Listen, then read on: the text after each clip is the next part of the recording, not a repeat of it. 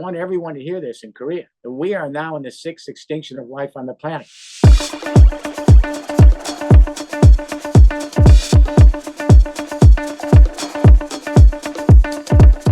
Well, first of all, let me say hello to all my friends in Korea. As you know, I'm a big fan of your country.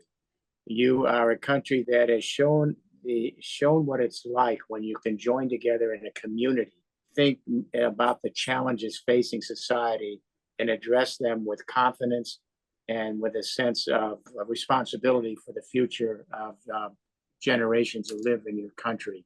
I've been engaged on this issue of the future of our planet in a climate changing world for 50 years. And in that time, I've had an opportunity to take a look at what is happening to this world we live in. And let me start with a little bit of an anecdote. What would happen if we woke up one morning, all 8 billion human beings, and we looked around and we could not identify the world we live in? That it seemed that we were all of a sudden transported to some other part of the universe where there was no actual signs of what we expect life to be, as if we were in some alien world. That's what's happening right now all over the world. And the reason is we are in real-time climate change. And what we're seeing are the impacts of the age of progress, the Enlightenment, the capitalist system, the industrial age. 200 years ago, we started a new experiment in how we live on the planet. We dug down into the burial grounds of a previous period of history, the Carboniferous era, 350 million years ago. We went into those burial grounds and we dug up the dead remains of plant and animal life that had morphed over 350 million years in that grave into coal, oil, and natural gas. And we used those to establish a new era in history, the age of progress, the industrial era, the capitalist and socialist systems. Here's the problem. 200 years later, here's the results of the industrial age based on fossil fuels. We have spewed massive amounts of these fuels into the atmosphere in the form of CO2, methane, and nitrous oxide.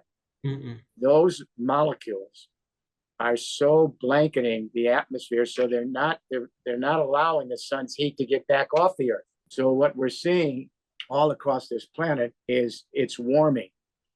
And here's what I would like everyone in Korea to understand.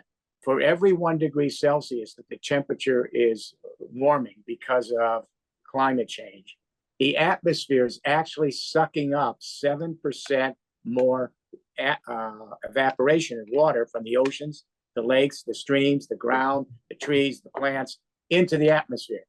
So we're getting more concentrated precipitation in the clouds and more dramatic, extreme, exponential water events.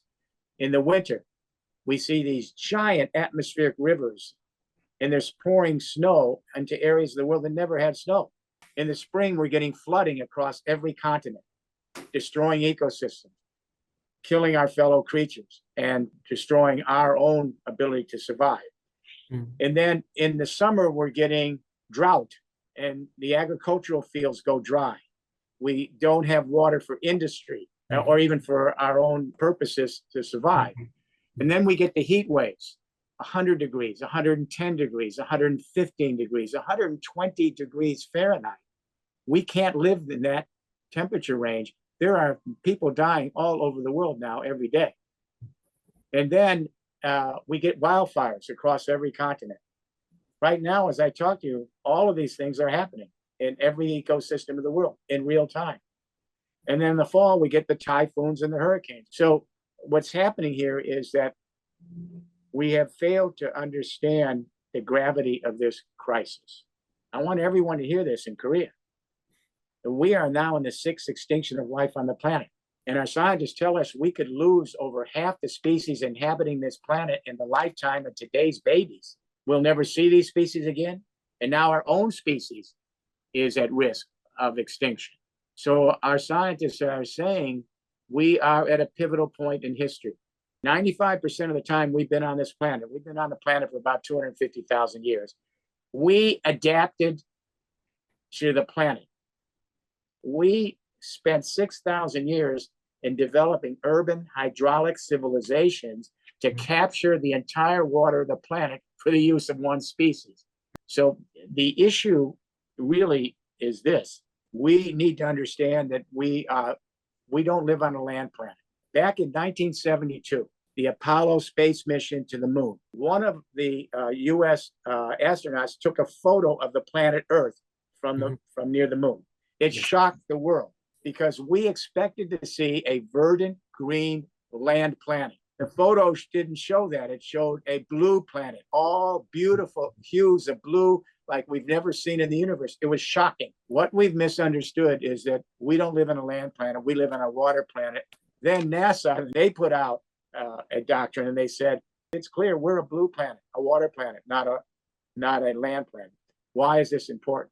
So the floods, the droughts, the heat waves, the wildfires is actually taking down the entire infrastructure of the industrial age. All of it. It's going in real time. And the problem is this: we don't have a playbook.